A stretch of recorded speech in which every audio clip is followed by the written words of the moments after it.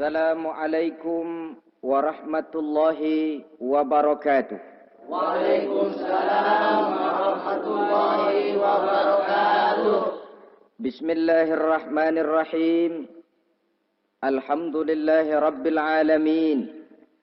Wassalatu wassalamu ala ashrafil anbiya'i wal mursalin, imamil muttaqin, sayyidil ghurril muhajjalin, Sayyidina wa maulana Muhammadin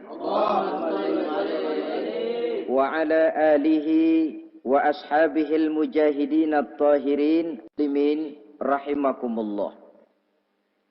Kejadian dan keberadaan kita dalam kehidupan di dunia ini merupakan kejadian dan keberadaan yang terima jadi atau terima beres. Artinya tidak seorang pun di antara kita yang dahulunya pernah mesen untuk punya potongan seperti yang sekarang ini, punya warna kulit seperti yang sekarang ini, punya bahasa seperti yang sekarang ini. Seluruhnya kita terima jadi. Oleh karena kita terima jadi, maka Allah tidak menilai manusia dari rupa dan potongannya, tidak juga dari harta bendanya. Bersabda Nabi kita, Innallaha la yanzuru ila suwarikum wa amwalikum walakin yanzuru ila qulubikum wa a'malikum.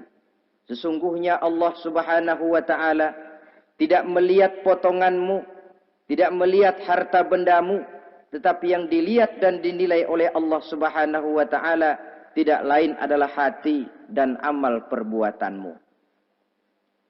Kenapa rupanya paras yang cantik tidak dijadikan penilaian utama oleh agama? Pertama, karena yang namanya cantik adalah relatif. Tergantung siapa yang memandang. Yang menurut saya cantik, menurut saudara belum tentu cantik. Dan yang menurut saudara cantik, menurut saya mungkin jelek, enggak ketulungan. Oleh karenanya, di kalangan para ahli cinta ada perbedaan pendapat. Sebenarnya cantik yang bikin orang jatuh cinta atau cinta yang menyebabkan orang jadi cantik. Dua-duanya bisa saja terjadi. Mungkin karena cantik orang lalu jatuh cinta, mungkin sudah kadong cinta biar gempor cantik juga. Tapi yang jelas cantik adalah relatif. Yang kedua, cantik itu temporer, berubah oleh pergeseran masa dan pertukaran waktu. Tidak ada orang makin ke ujung makin cantik. Sekarang dia sedang sweet 17-an. Umur 17-an, of course cantik bukan alang kepala. Seluruh yang ada dalam dirinya menjadi syair di kalangan para remaja. Rambutnya katanya ikal berderai. Pipinya bakpao dilayang. Lalu janggutnya katanya macam lebah bergantung. Alisnya macam semut beriring. Kalau dia senyum orang pada lemes. Itu sekarang 2, 30, 40 tahun yang akan datang kalau dia senyum mungkin orang lari semua. Cantik itu temporer. Dan yang ketiga, di atas langit masih ada langit lagi. Di atas yang kita anggap cantik, rupanya masih ada yang lebih cantik lagi. Oleh karena itu, penilaian inti dari agama bukan soal potongan, bukan soal harta benda, tapi hati dan amal perbuatan. Alangkah lebih idealnya lagi kalau hati yang baik dan perbuatan yang baik berada pada rupa yang elok juga. Inilah yang dinamakan kecantikan zahir dan batin. Dan ini yang dimiliki oleh Nabi Allah Yusuf alaihi salam yang akan kita bicarakan pada pertemuan kita kali ini. Pantas kalau pada saat kita berdiri di muka cermin, disunahkan kita membaca doa seperti yang diajarkan Nabi. Allahumma kama hassanta khalqi fahassin khuluqi. Ya Allah, sebagaimana telah engkau baguskan rupaku, baguskan juga kiranya akhlak dan budi pekertiku. Supaya kecantikan zahir diiringi dengan kecantikan batin. So apa gunanya zahir yang cantik kalau batinnya berbahaya? Itu yang orang bilang, apa guna katanya berkain batik kalau tidak dengan kebaya? Apa guna berparas cantik kalau melulu bawa bahaya? Saudara-saudara yang saya hormati, Nabi Yusuf alaihi salam diberikan oleh Allah ketampanan zahir dan batin. Artinya, zahirnya beliau memang tampan, batinnya pun memang beliau adalah baik. Dan inilah kebaikan yang berlipat ganda. Kadang-kadang ada orang yang tampangnya sederhana saja, tapi batinnya baik. Itu lebih baik ketimbang yang zahir dan penampilannya baik, tapi batinnya rusak. Maka kebaikan yang dianugerahkan Allah dalam kehidupan ini, sesungguhnya bukan untuk to show only. Bukan cuma untuk sekedar dipamerkan, jadi kebanggaan. Macam kontes ratu-ratuan yang manfaatnya hampir tidak ada. Kecantikan untuk disyukuri. Kecantikan untuk digunakan kepada hal-hal yang bermanfaat sesuai dengan perintah dari yang memberikan kecantikan itu. Saudara-saudara yang saya hormati, Nabi Yusuf alaihi salam seorang nabi yang oleh Allah diberikan kecantikan zahir dan juga kecantikan batin. Beliau adalah putra dari Nabi Yakub, dari Nabi Ishak, dan dari Nabi Ibrahim alaihi salam. Artinya, ayah beliau bernama Nabi Yakub, kakeknya adalah Nabi Ishak, dan datuknya adalah Nabi Ibrahim alaihi salam. Ia bersaudara sebanyak 11 orang. Dari orang saudaranya ini hanya satu yang seibu sebapak, yaitu Benyamin. Sedangkan yang lain adalah saudara dari lain ibu. Nah, sejak kecil Nabi Yusuf ini sudah memperlihatkan tanda-tanda bahwa di kelak kemudian hari dia akan tumbuh menjadi seorang besar. Sebab itu wajar kalau ayahnya memberikan perlakuan yang agak istimewa kepada Nabi Yusuf. Dan ini tentu memancing sifat iri dari saudara-saudaranya yang lain. Apalagi pada satu malam Nabi Yusuf di kala remaja itu pernah mimpi. Mimpi ini beliau ceritakan kepada ayahnya. Kata beliau, "Ya abati, inni ra'aitu ahada asyara kawkaba wasyamsa wal qamara ra'aituhum li sajidin." Jadi satu hari Nabi Yusuf cerita kepada ayahnya, "Ayah, saya mimpi." Mimpi apa Yusuf? "Saya melihat dalam tidur saya ada 11 bintang, lalu matahari dan bulan. Saya lihat seluruhnya sujud kepada saya." Ayahnya mendengar mimpi ini, mengerti takwil. Lalu pesan kepada Nabi Yusuf, "Yusuf, mimpi ini jangan kau ceritakan kepada saudara-saudaramu. Mereka sudah punya pandangan yang tidak baik kepada dirimu. Kalau ini kau ceritakan, mungkin akan membahayakan bagi dirimu." Sebab rupanya saudara-saudaranya yang lain ini iri hati kepada Nabi Yusuf. Yang memiliki keistimewaan dan mendapat perhatian istimewa juga dari orang tuanya. Saudara, kita tahu ini sesuatu yang wajar dalam kehidupan. Pepatah bilang, "Likulli zi ni'matin mahsudun." Tiap kali kita mendapat suatu nikmat, bakal ada orang yang hasud. Iri hati, dengki. Itu watak kehidupan. Kalau kita jatuh miskin, orang tepuk tangan. Kalau kita jadi kaya, orang tanya berdukun kemana.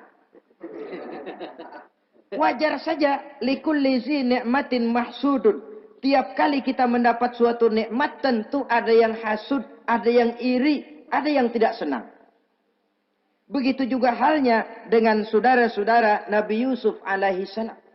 Dan watak iri hati ini tidak cuma tinggal iri hati. Mereka buktikan lewat tindakan konkret. Suatu hari mereka musyawarah, saudara-saudara yang iri ini. Saudara-saudara, bapak kita nggak adil. Masa Yusuf mendapat perlakuan istimewa? Wa nahnu usbah, sedangkan kita ini golongan yang lebih besar. Dari 12 orang anaknya, masa cuma satu Yusuf yang mendapat perlakuan lebih istimewa? Kita ini yang 11 dianggap angin apa? Nggak adil abah kita ini. Iya, tapi caranya bagaimana? Apa kita omelin bapak? Jangan. Habis Yusuf singkirin. Kalau Yusuf nggak ada, kan anaknya tinggal kita. Praktis, perhatiannya seluruhnya akan tercurah kepada kita. Nah, saya ingatkan, bahwa hasud sering mendorong orang untuk melakukan segala macam cara. Artinya orang itu kalau sudah dibakar sifat dengki, iri hati, dia rela melakukan apa saja. Pertama, agar nikmat yang ada pada diri orang lain hilang. Yang kedua, supaya nikmat itu pindah kepada dirinya. Andai kata tidak pindah kepada dirinya, ya hilang sajalah. Jangan orang lain yang dapat nikmat. Ini watak hasud. Ingin nikmat orang lain pindah kepada dirinya, atau hilang walaupun tidak pindah kepada dirinya, tapi yang bersangkutan tidak lagi mendapat nikmat. Untuk itu segala macam cara akan dilaksanakan. Ini dicontohkan dari usaha yang dilaksanakan oleh saudara-saudara Nabi Yusuf alaihissalam. Oke, setuju, kita singkirkan Yusuf. Tapi caranya bagaimana? Gampang. Bunuh saja. Kalau bunuh sih, rasa-rasanya tidak sampai hati membunuh Yusuf. Lalu bagaimana? Kita kucilkan saja dia. Kita asingkan dari sini, kita buang jauh-jauh, supaya dia tidak ada lagi kelihatan dalam pandangan Abah. Kalau dia sudah tidak ada dalam pandangan Abah, yang dilihat cuma kita, dan seluruh kasih sayangnya akan tercurah kepada kita semua. Nah, setujulah kalau itu. Caranya nanti kita atur belakangan. Jadi satu hari permisilah saudara-saudaranya ini kepada Nabi Yakub. Abah, kami permisi mau pergi main-main dan Yusuf akan kami ajak. Kata Nabi Yakub, saya khawatir.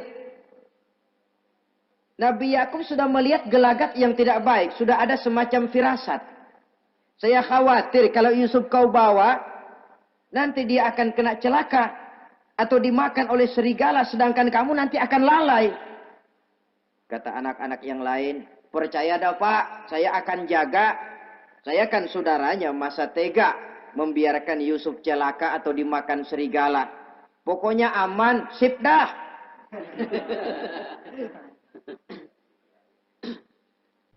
Akhirnya Nabi Yakub mengizinkan. Pergilah 12 bersaudara ini pergi bermain-main. Mula-mula berkejar-kejaran, Yusuf ikut main kejar-kejaran. Lantas buka baju, Yusuf ikut buka baju. Sampai ketika tiba di tepian sebuah sumur tua, rencana yang sudah disepakati itu dilaksanakan. Nabi Yusuf diangkat beramai-ramai, digotong, lalu dimasukkan, diceburkan ke dalam sumur mati itu. Kemudian baju Nabi Yusuf itu mereka basahi dengan darah kambing. Setelah itu mereka pun pulang menemui Nabi Yakub alaihi salam dengan rasa sedih yang dibikin-bikin. Ini penyakit hasud. Jadi kalau orang hasud kepada kita, begitu kita mendapat kesulitan, dia datang dengan air mata buaya. Belagak sedih, belagak ikut berduka cita, padahal sih hatinya sorak. Padahal batinnya girang bukan main. Pak, saya ikut berduka cita, Pak, saya ikut sedih. Padahal hatinya biar mampus loh. Ini yang dilakukan oleh saudara-saudara Nabi Yusuf. Mereka datang dengan air mata berurai, nangis, Abah. Ketika kami sedang main-main, Abah, kami lupa. Kami tinggalkan Yusuf sendirian. Ketika kami balik, kami cuma mendapati bajunya sudah berlumur darah. Barangkali saudara kami Yusuf dimakan oleh serigala. Nabi Yakub tercenung. Ternyata firasatnya adalah benar. Baju Nabi Yusuf itu yang berlumur darah kambing, buatan saudara-saudaranya yang hasut tadi, diciumi dan dipeluk oleh Nabi Yakub. Kepedihan seorang ayah yang ditinggalkan oleh anak tercintanya. Saudara, adapun Nabi Yusuf alaihi salam tercebur di sumur mati itu. Sampai pada satu hari ada khalifah, ada kafilah niaga dari negeri Madian hendak menuju ke negeri Mesir, lewat di tempat itu. Ketika salah seorang mereka bernama Malik bin Zo'ar hendak mengambil air, timba diturunkan ke dalam sumur. Begitu diangkat, ini air kok berat amat. Makin diangkat, makin berat. Sampai di atas bukan air, orang isinya. Ada orang di ember. Dia lihat rupanya sangat tampan, elok, cantik. Ini barangkali anak bangsawan ini. Parasnya begini cantik, begini tampan. Ini kalau dijual di Mesir nanti tentu harganya mahal nih. Order nih. Objek. Maka dibawalah Yusuf ini ke negeri Mesir. Setibanya di sana diperjualbelikan sebagai budak belian. Nah, nasib baik rupanya Yusuf ini ketika terjadi pelelangan dibeli oleh seorang pembesar istana, seorang menteri yang bernama Kitfir. Kitfir melihat, ini cantik anak remaja ini. Tampangnya elok, parasnya indah, kelihatannya budi pekertinya pun halus. Kita ambil saja ini, kata Kitfir kepada istrinya Zulaikha. Kita angkat dia jadi anak, siapa tahu nanti dia memberikan manfaat yang besar bagi kita. Baiklah, baiklah. Dan sejak saat itu, Yusuf dipelihara di rumah Kitfir dalam istana yang tinggal bersama istrinya Zulaikha. Menurut satu riwayat, 10 tahun lamanya Nabi Yusuf tinggal di tempat Kitfir. Dan selama 10 tahun itu tentu terjadi perkembangan baik jasmaninya maupun rohaninya. Dari anak-anak ia berubah menjadi remaja lalu meningkat ke arah dewasa. Makin matang kedewasaannya, makin tampan dan elok parasnya, makin cantik budi pekertinya, ditempa oleh watak kenabian yang disiapkan oleh Allah Subhanahu wa taala. Sehingga tidak heran ketampanan Nabi Yusuf ini lalu jadi buah bibir di kalangan istana. Tidak cuma anak perempuan bangsawan, tidak cuma istri para penguasa, sampai kepada kelompok orang awam selalu berandai-andai. Kalau saja, andai kata umpama saya bisa berdampingan dengan Yusuf, kalau saja.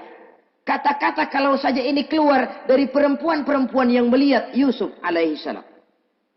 Dan yang unik, kecantikan Nabi Yusuf itu, kalau dia berdampingan dengan orang yang jelek, si jelek ini ikut sedikit cantik.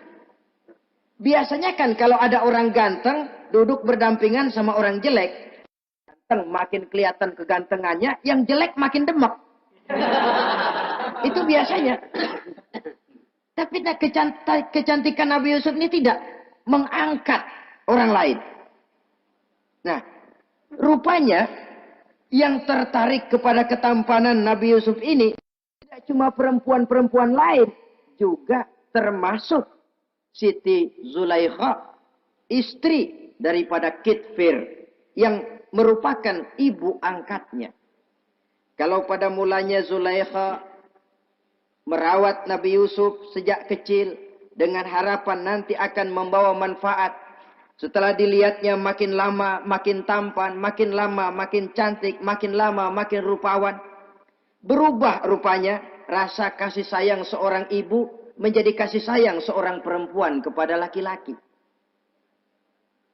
Dia merindukan saat-saat di mana dia bisa mencurahkan rasa hatinya itu kepada Nabi Yusuf alaihi salam. Hampir-hampir nyaris Zulaikha ini, kalau istilah anak muda barangkali, siang jadi kenangan, malam jadi impian. Kemanapun dia pergi, bayangan Yusuf juga yang selalu menggodanya. Selalu ditunggunya saat-saat yang mungkin untuk dia bisa menyampaikan hasrat hatinya kepada Nabi Yusuf alaihi salam. Dan saat itu pun datang. Satu hari Kitfir harus menghadiri persidangan negara. Rumah besarnya lenggang, para pembantu kebetulan tidak seorang pun ada di dalam. Inilah saat yang ditunggu-tunggu oleh Zulaikha. Keluarlah ia dari kamarnya dengan pakaian yang tipis sewarna dengan warna kulitnya, sehingga pakaian dalamnya nyaris tembus. dengan langkah yang diatur sedemikian rupa, memancing rangsangan, ia datang menghampiri Yusuf alaihi salam. Lalu dengan suara lemas memelas, ia pun memanggil Yusuf. Ada apa tuanku? Sini yang. Kalau bahasa kita. Melihat mendengar suaranya yang lain dari hari-hari biasa. Apalagi melihat pakaian Zulaikha yang begitu tipis. Jantung Nabi Yusuf berdetak sangat cepat. Darah mengalir dengan cepat. Maklum, beliau juga manusia, laki-laki, normal terlepas dari kenabiannya. Jantungnya dak-dik-duk. Kemari Yusuf, sini. Ada apa tuanku? Sudah lama Yusuf. Lama apa tuanku? Saya memendam rindu kepadamu Yusuf. Siang malam engkau juga yang jadi tumpuan harapan saya. Kemanapun saya pergi seakan wajahmu juga yang saya lihat Yusuf. Tidur saya jadi tak nyenyak. Makan saya tak pernah membawa kekenyangan Yusuf. Tidur yang biasanya mendatangkan semangat seolah semuanya pergi meninggalkan saya Yusuf. Hembusan sepoi pagi mengusap bunga merekah dalam taman yang biasanya membawa keindahan. Semuanya telah berganti dengan keindahan wajahmu Yusuf. Sinilah sebentar penuhi hasrat hati saya. Saya segan tuanku. Segan kenapa Yusuf? Saya tidak mau mengkhianati Tuhan saya yang telah berbuat baik kepada saya. Apakah saya juga tidak pernah berbuat baik kepadamu? Benar, Tuhan juga berbuat baik kepada saya. Tapi pantang saya mengkhianati majikan saya. Yusuf, sekarang kesempatan yang baik. Kit Firz, suami saya, sedang menghadiri persidangan penting di negara, di istana. Dan rasanya akan lama dia baru kembali. Sementara para pembantu kita tidak ada di sini. Saya malu tuanku, saya segan. Malu kepada siapa? Tidak ada yang tahu, tidak ada yang lihat. Allah. Saya takut, saya malu kepada Allah tuanku. Padahal kalau menurut ukuran hati, Quran menjelaskan walaqad hammat bihi wa hamma biha. Sebenarnya Zulaikha cinta kepada Yusuf, Yusuf pun senang kepada Zulaikha. Itu iblis sibuk bukan main memasang jerat, pasang besi berani biar pada nyetrum.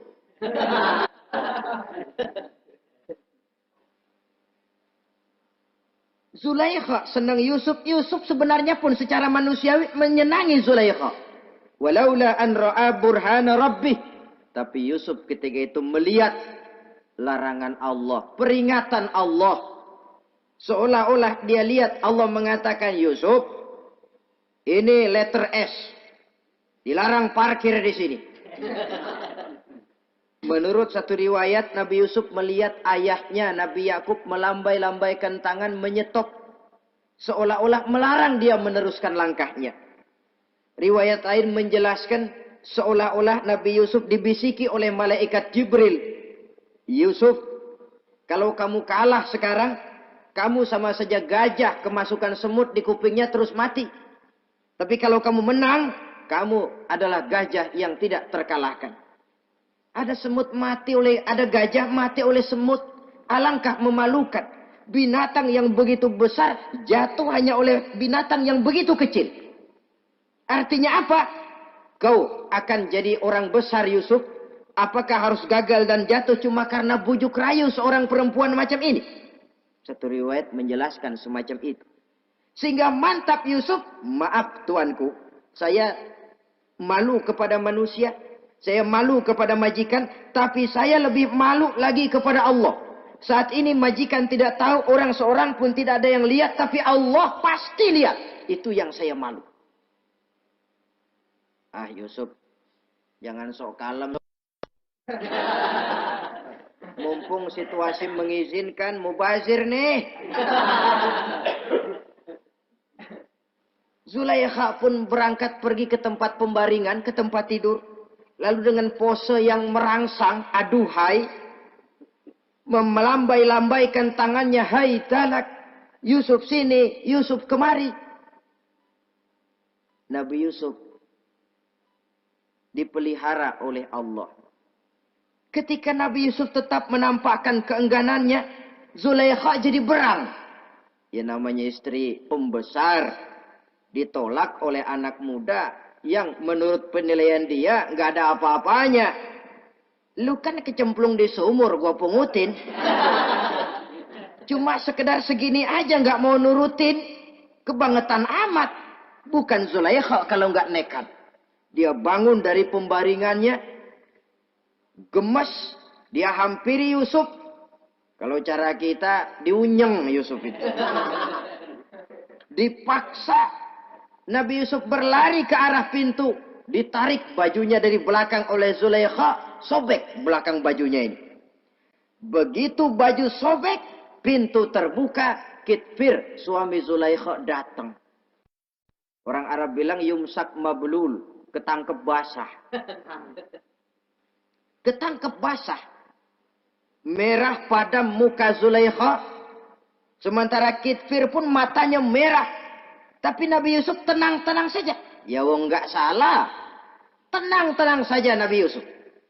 Bukan tenang karena pengalaman. Tenang karena memang tidak berbuat yang negatif. Kadang-kadang ada juga yang tenang tapi pengalaman. Oh, buaya itu. Sudah ketahuan kepentok, ketangkep hansip, anteng aja. Itu bukan nggak salah, badak.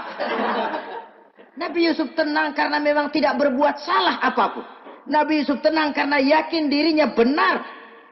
Sehingga mantap menghadapi kedatangan Kitfir yang sangat tiba-tiba itu.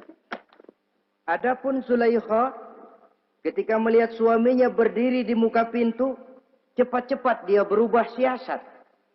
Inilah salah satu kelihayan makhluk bernama perempuan. Dia pandai bersalin rupa, dia pandai bermain minyak di atas air.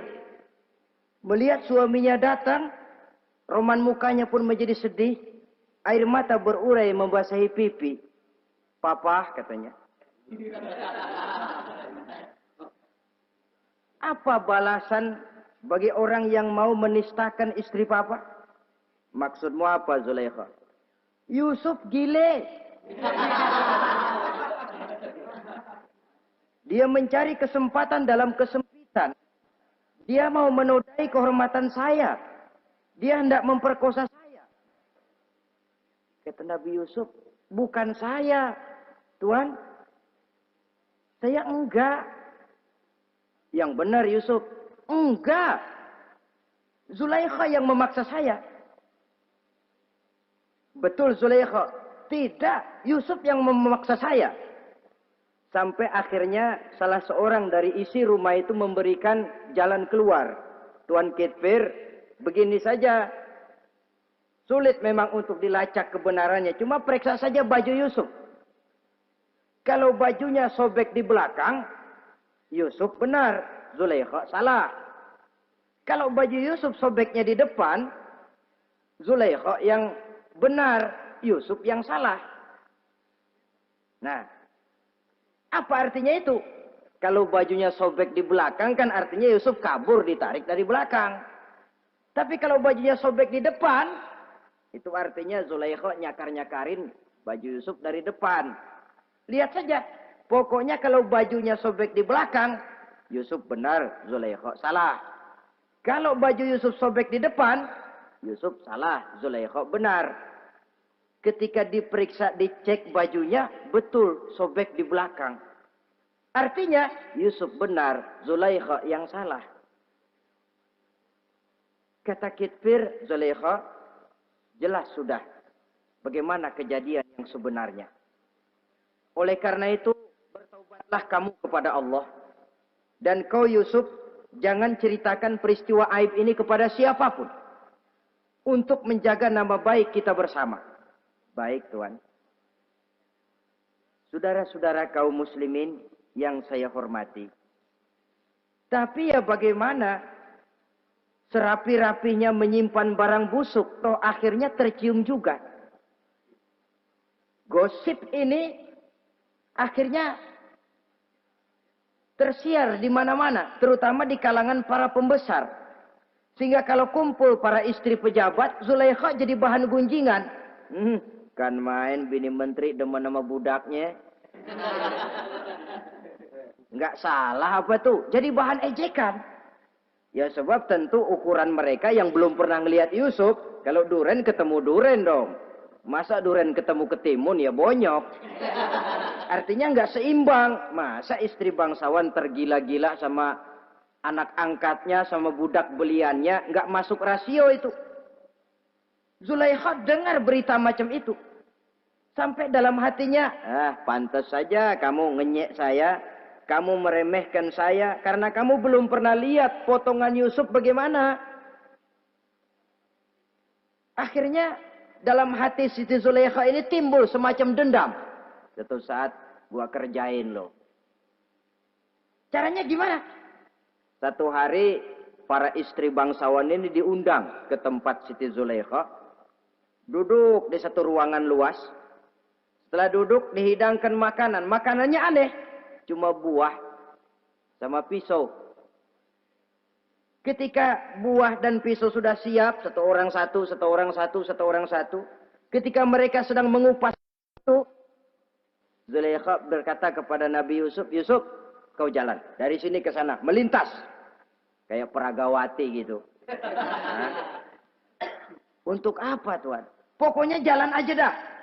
Nabi Yusuf jalan. Sejak beliau melangkah ke ruangan itu, semua mata perempuan-perempuan bangsawan yang lagi ngupas buah, semuanya tertuju kepada Yusuf. Ada yang matanya emang belok, makin belok. Ada yang ngeliatin campur mulutnya menganga. Apa kata mereka? Falamma ra'ainahu akbarnahu wa qatta'na aydiyahunna wa qulna hasya lillah ma hadza bashar in hadza illa malakun karim. Falamma ra'ainahu, ketika perempuan-perempuan itu melihat Yusuf, akbarnahu, mereka agungkan Yusuf. Wa qulna hasya lillah, mereka bilang, ini sih bukan orang nih. Ini malaikat nih. Bukan orang. Nah, orang segini cakepnya. Artinya belum pernah mereka lihat paras yang secantik dan setampan itu. Akibatnya apa? Nggak berasa mau motong buah keiris tangan. Rata-rata perempuan yang ada di situ tangannya pada luka. Kenapa? Mau motong buah, mata kemana, mulut kemana, tangan kepotong. Melihat itu semua, Zulaikha puas. Nah, kamu baru melihat sekejap. Bagaimana saya yang siang malam melihat Yusuf? Bagaimana saya yang tiap saat hidup bersamanya? Bagaimana saya nggak merindukan dia? Ente yang baru pernah ngelihat sekelebatan udah motong tangan. Saya yang tiap hari sama-sama dia nggak celeng juga udah pantas. Saudara-saudara kaum muslimin yang saya hormati. Akhirnya untuk menjaga nama baik keseluruhannya, Nabi Yusuf pun mengalah. Karena berita ini sudah tersiar, Yusuf dipojokkan, tidak cuma sekedar dipojokkan, beliau dimasukkan ke dalam penjara. Tapi apa kata beliau? Rabbis sijnu ahabbu ilayya mimma yad'unani ilaih. Ya Allah, kalau memang karena resiko penolakan saya terhadap ajakan Zulaikha menyebabkan saya harus masuk penjara, penjara lebih saya sukai, penjara lebih saya cintai ketimbang ikut kemauan Zulaikha. Saudara-saudara, kadang-kadang kita berpikir, kalau kesempatan itu datang kepada kita, mampukah kita menjatuhkan pilihan seperti pilihan Nabi Yusuf ini? Lebih baik penjara ketimbang mengikuti bujuk rayu perempuan untuk melakukan perbuatan yang menyeleweng ini. Ini yang dipilih oleh Nabi Yusuf. Tegar. Kalau memang sebagai resikonya saya harus masuk penjara, penjara lebih saya cintai, penjara lebih saya suka daripada mengikuti bujukan Zulaikha. Teguh karena suatu prinsip. Bukankah dalam perjuangan menegakkan akidah, Kadang kita mendapat piala, tapi tak jarang kita berhadapan dengan penjara.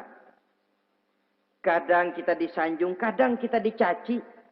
Itu romantika perjalanan dari yang namanya perjuangan. Tapi pilihan harus ada. Ketimbang ikut bujuk rayu perempuan yang mengajak melakukan perbuatan serong, penjara lebih saya cintai. Sudah pada saat hendak diajak tidak ada yang melihat, beliau menolak. Akibat penolakannya pun masuk penjara, tapi penjara lebih menyenangkan hatinya. Ketimbang hidup merdeka, tapi jiwa terpenjara.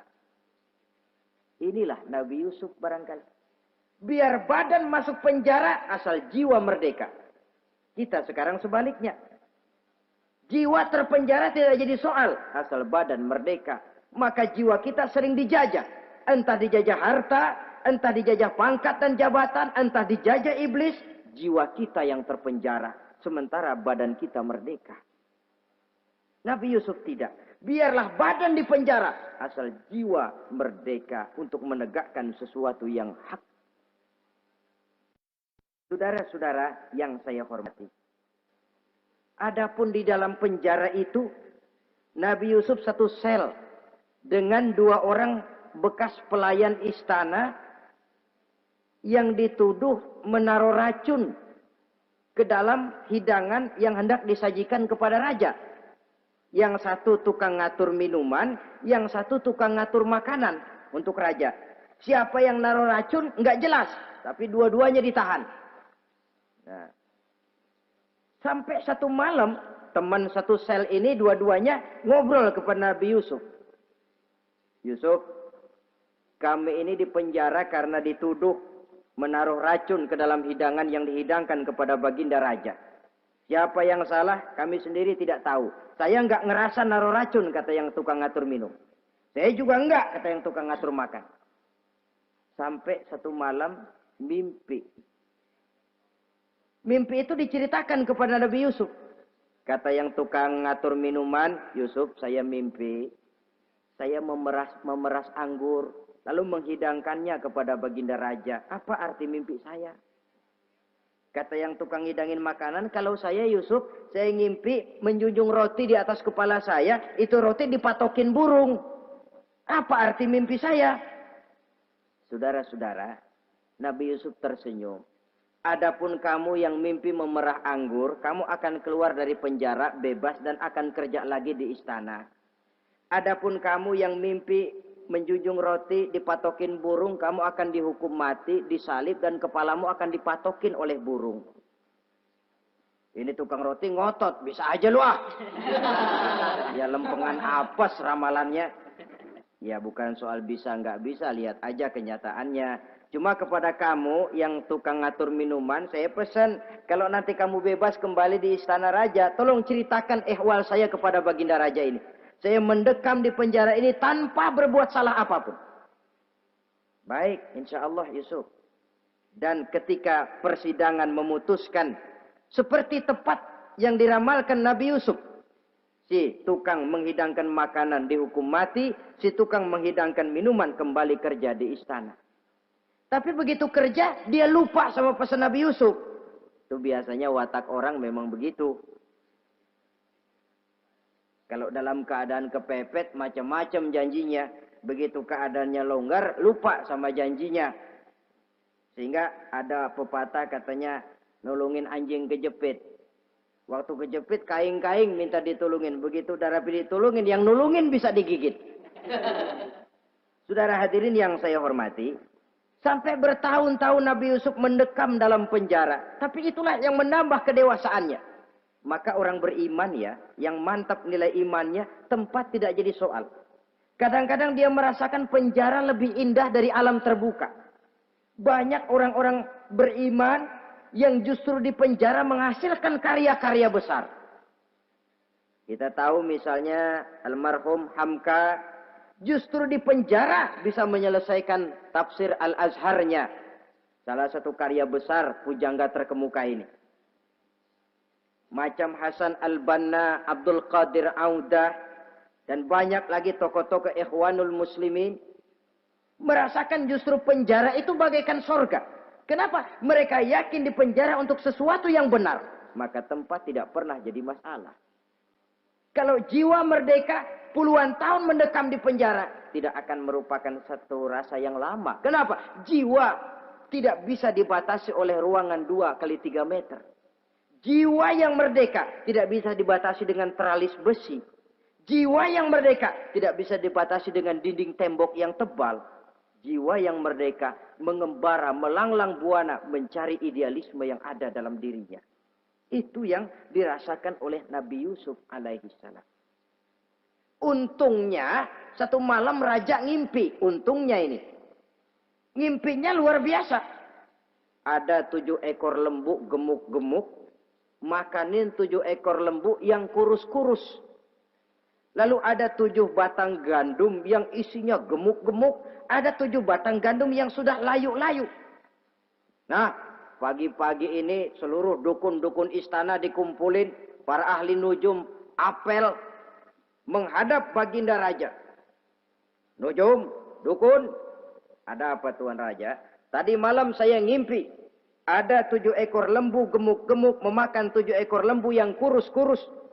Coba takwilkan apa arti mimpi saya itu. Dukun kata, baru tumben nih. Aku dengar mimpi begini. Kata Nujum ditanya Nujum godek. Ah, Tuan Raja itu mah kembang tidur aja kali ah. Tidak seorang pun yang mampu mentakwilkan arti mimpi baginda. Sampai tukang minuman dengar lapor. Tuan Raja, ada apa, Mas? Saya waktu di penjara, ada seorang anak muda namanya Yusuf, dia mentakwilkan mimpi saya dan pas seperti takwilnya. Ah, panggil Yusuf. Dipanggil Yusuf. Dibukain pintu penjara, masuk tukang anggur, tukang minuman ini. Yusuf, ente, iya. Kemana aja? Itu dia Yusuf, kelupaan. Iya, kalau kelupaan sehari 2 hari barangkali bisa ditolerir. Kelupaan bisa tahunan. Cuma begitu dengar ada mimpi, pikir tukang minuman. Ah, kali aja ini Yusuf bisa takwilkan, kan jasa saya nemuin Raja sama Yusuf kan. Komisi lumayan. Begini Yusuf, baginda Raja mimpi begini-begini. Barangkali kau bisa takwilkan, kau dipanggil menghadap Tuan Raja. Berangkatlah Yusuf menghadap Tuan Raja. Sesampainya di sana, mohon maaf Tuan Raja, menurut takwil saya, arti mimpi Tuan Raja itu akan datang satu masa di mana 7 tahun lamanya negara ini subur, makmur, aman, tentram, gemah, repah, loh jenawi, toto tentrem, kertora harjo. Tapi akan datang setelah itu 7 tahun lamanya di mana musim kemarau membahana, tanah menjadi kering, gagal, rakyat diancam kelaparan. Dan kita harus siap-siap untuk itu. Itu takwil mimpi Tuhan. Caranya bagaimana Yusuf mengatasi krisis kelaparan ini? Ya kita bikinlah gudang-gudang untuk menyimpan makanan. Kalau lagi panen jangan mumpung. Ingat pada suatu saat kita akan paceklik. Sehingga kata orang-orang tua dulu, kalau lagi sehat ingat dong bakalan sakit. Kalau lagi kaya ingat dong bakalan miskin. Semuanya itu milik daripada kehidupan. Tidak ada orang yang ketawa terus dalam hidup. Tidak ada orang yang nangis terus. Semuanya silih berganti, datang pergi, patah tumbuh, hilang berganti. Dunia hari ini bikin kita ketawa, besok dia buat kita menangis. Hari ini dibuatnya kita senyum, besok dibuatnya kita berurai air mata. Hari ini dijadikannya kita kaya, besok dijadikannya kita kere. Pantas kalau orang bilang, wamal hayatud dunya, Allah mengatakan wamal hayatud dunya illa lahun wala'ib. Hidup dunia ini cuma sandiwara. Tiap kita sekarang sedang memegang peranan. Ketika memegang peranan, ya jadi orang kaya peranan, jadi kiai peranan, jadi jenderal peranan. Sama saja dengan wayang golek. Gatot Kaca yang bertulang kawat berotot baja, punya ajian beraja musti, gagah perkasa, bisa terbang di angkasa. Hebat perkasa Gatot Kaca. Kapan? Waktu dipegang dalang. Betul apa benar? Gagahnya Gatot Kaca, sakti mandragunanya sang Gatot Kaca. Kapan itu? Waktu dipegang dalang. Begitu peranannya selesai, sama dalang dimasukin ke kotak. Diem aja Gatot Kaca. Terbang kek? Enggak, diem aja. Begitulah kehidupan ini. Gagah kita menyandang bintang 4 di pundak. Gagah kita membawa harta yang banyak. Gagah kita membawa jabatan ini dan itu. Waktu oleh sang sutradara dimasukkan ke dalam lubang yang luasnya tidak lebih 1 kali 2 meter. Enggak bekutik. Enggak ada yang lawan. Jenderal yang berbintang 4 dilonjorin, dia yang lihat anteng aja. Habis peranan sudah sampai di situ. So, itu wajar. Kata Nabi Yusuf, kalau lagi panen, ingat pada suatu saat kita akan paceklik. Jangan giliran panen besar. Di daerah-daerah kita lihat, sudah panen pesta pora. Bukan bersyukur kepada Allah. Tapi kegembiraan itu diwujudkan dalam bentuk lain. Tontonan yang membuat lupa diri, bermabuk-mabukan. Sehingga kadang-kadang kalau di daerah itu katanya kalau musim panen, musim kawin. Musim paceklik, musim cerai. Saudara-saudara kaum muslimin yang saya hormati. Karena itu, dalam satu hadis Nabi ingatkan, ta'arraf ilallah firraha ya'rifka fisyiddah. Ingatlah kepada Allah di waktu kamu senang, supaya Allah ingat kepadamu waktu kamu susah. Kalau waktu senang kita lupa kepada Allah, ya wajar. Kalau waktu susah, Allah juga lupain kita. Dalam terjemahannya dengan kehidupan beragama, wa man a'rada an zikri fa inna lahu ma'isyatan dhanka wa nahsyuruhu yaumal qiyamati a'ma. Siapa yang berpaling daripada peringatanku, kata Allah, aku akan berikan dia penghidupan dan kehidupan yang sempit. Sempit itu apa lalu tidak punya duit? Punya duit. Apa tidak punya harta? Banyak harta. Tapi banyaknya harta, tumpukan duit tidak membuat hatinya makin luas. Tidak membuat hidupnya makin lapang. Sempit, sempit, dan sempit. Itu azab. Yang paling celaka, wa nahsyuruhu yaumal qiyamati a'ma. Di akhirat kami kumpulkan dia bersama orang-orang buta. Allahu Akbar. Di padang mahsyar, dikala orang sibuk, pusing dengan urusan masing-masing, buta lagi. Yang nggak buta aja pusing. Mereka teriak-teriak, qala rabbi lima hasyartani a'ma wa qad kuntu basira. Ya Allah, kenapa kami buta padahal waktu di dunia kami melihat? Allah jawabnya enak aja. Kadzalika atatka ayatuna fanasitaha wa kadzalika al-yauma tunsa. Rasain deh lo. Dulu waktu di dunia datang peringatanku pada belaga pilon, kamu lupakan, sekarang juga pantas kamu dilupakan. Waktu susah kamu lupa, waktu senang kamu lupa Allah. Waktu susah juga pantas kamu dilupakan Allah. Waktu di dunia kau berpaling dari peringatan Allah. Kalau sekarang Allah berpaling kepadamu juga adil. Walaupun kalau Allah mau tidak berpaling juga adil. Sebab Allah itu mutlak. Tidak ada yang membatasi apa yang dimaui oleh Allah.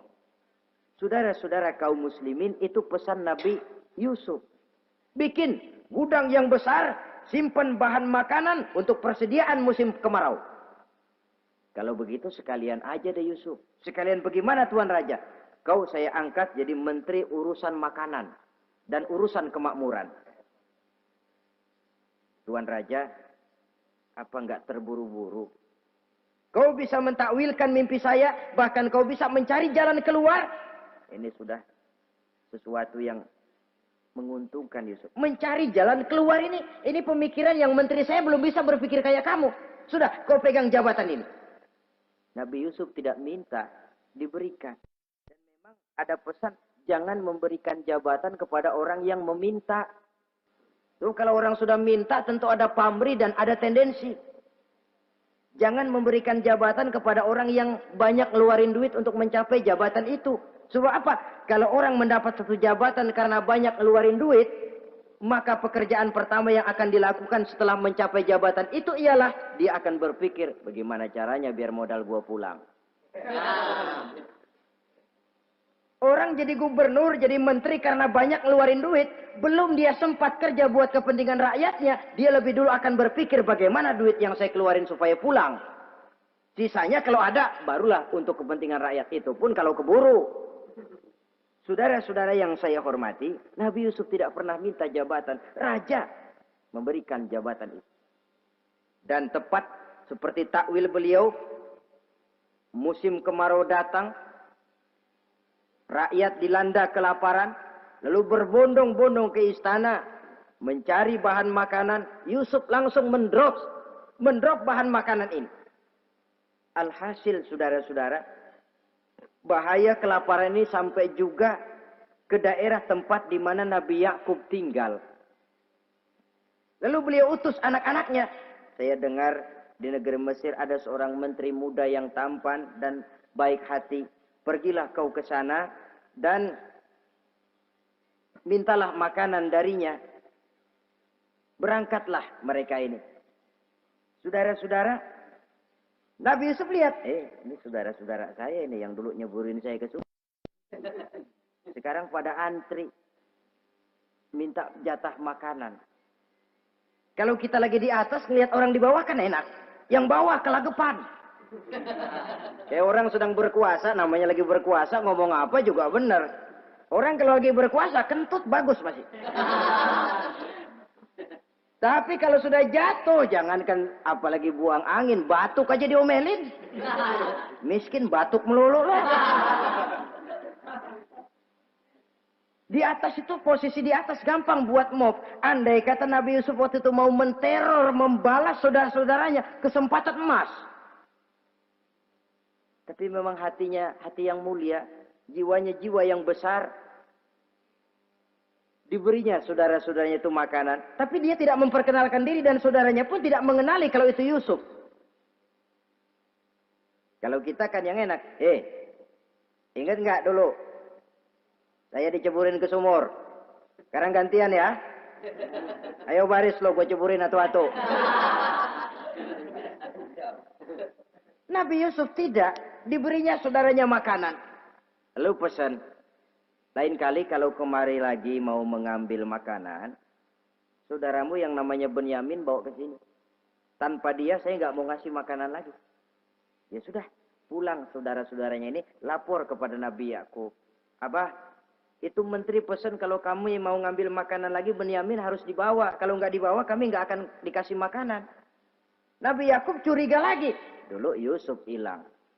Sekarang nih Benyamin ini saudara sekandung Nabi Yusuf. Kalau yang lain satu bapak lain ibu. Tapi dengan Benyamin ini satu ibu satu bapak. Ini Benyamin mau digituin lagi. Bagaimana? Pokoknya Pak yang dulu-dulu kami udah tobat dah. Sekarang mah bener-bener banget dah nih. Biasanya sekali lancung ke ujian itu. Seumur hidup orang nggak percaya. Sampai akhirnya Benyamin pun dibawa ke sana.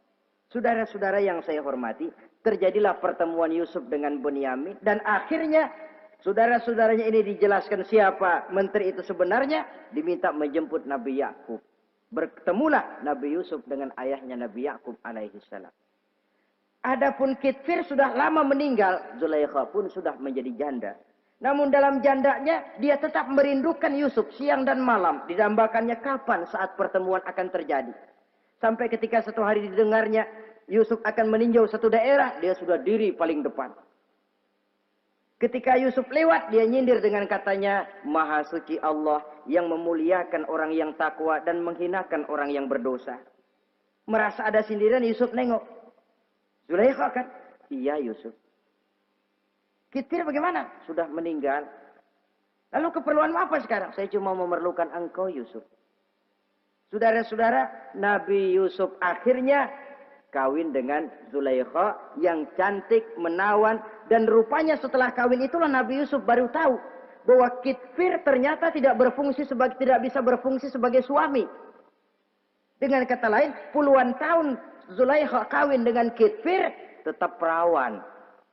Utuh, awet. Rupanya Kitfir liwat terus dan numpang liwat, nggak pernah mampir. Dan sejak saat itu berbahagialah Nabi Yusuf dengan Siti Zulaikha. Kita ambil hikmah dari riwayat singkat ini. Pertama, kecantikan zohir lebih penting, kecantikan batin lebih penting dari kecantikan zohir. Alangkah lebih baik lagi kalau kecantikan zohir itu berpadu dengan kecantikan batin. Karena dalam pandangan Islam, Allah tidak menilai manusia dari rupa dan harta, tetapi dari hati dan amal perbuatan. Yang kedua, bahwa ujian dan cobaan yang diterima Nabi Yusuf tetapi dihadapi dengan ketabahan, pada akhirnya menghasilkan kebahagiaan. Kebahagiaan dunia dan kebahagiaan akhirat. Inilah saja pertemuan yang singkat ini. Mudah-mudahan ada manfaatnya. Terima kasih atas segala perhatian. Mohon maaf atas segala kekurangan. Wassalamualaikum warahmatullahi wabarakatuh. Waalaikumsalam.